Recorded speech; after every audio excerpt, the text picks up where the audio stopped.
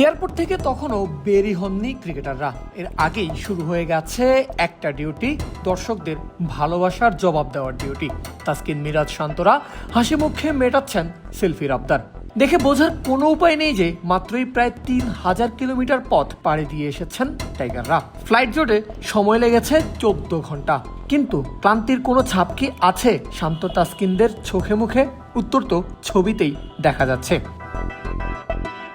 আর এমন হওয়াটাও খুবই স্বাভাবিক, কারণ টাইগারদের অপেক্ষায় গোটা ম্যাকাই বিমানবন্দরই যেন বনে গেছে বাংলাদেশের কোনো এয়ারপোর্ট।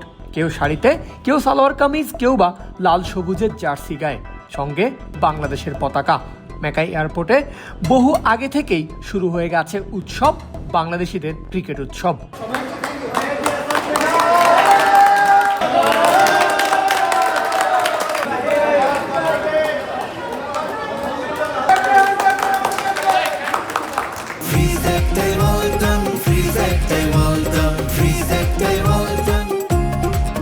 অস্ট্রেলিয়াকে তাদের নিজেদের মাটিতে হারানো দলটাকে স্বাগত জানাতে সবাই ফুল হাতে প্রস্তুত।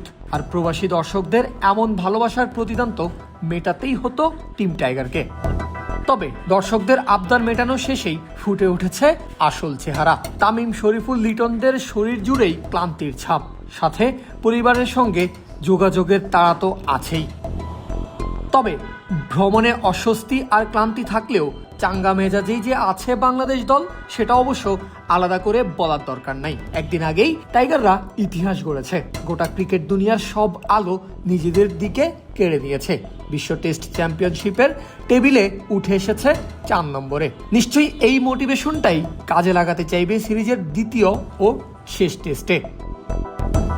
টাইগারদের বদলে যাওয়া ক্রিকেটের চেহারাটা আরও একবার দেখা যাবে ম্যাকাইতে। আরও একবার ম্যাকাইতে হবে উৎসব, বাংলাদেশে উৎসব হবে। পারভেজ আল হাসান, ক্রিক ফ্রেন্জি।